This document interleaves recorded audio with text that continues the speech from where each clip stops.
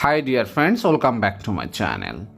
And today in this video I'm going to show you how to delete your Google account permanently from your phone. Actually sometimes we create lots of Gmail account or Google account, right? And that time we need to delete our some Google account permanently from our phone. So if you really want to learn how to do that, then please watch full video carefully. Because in this video I'm going to show you the easiest process for you. So before starting the process, I'll ask you something, that please subscribe my channel and give also like this video. So let's start.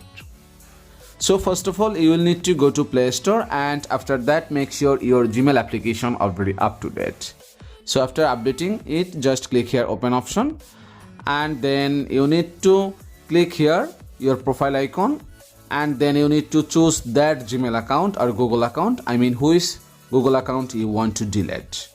So let me choose this one. It's already available in first position.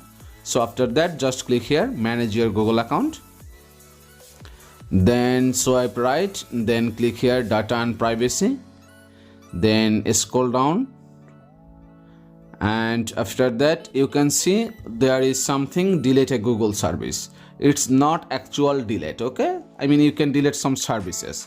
So if you want to delete whole Google account, that time you need to click here delete your Google account. So let me click on it,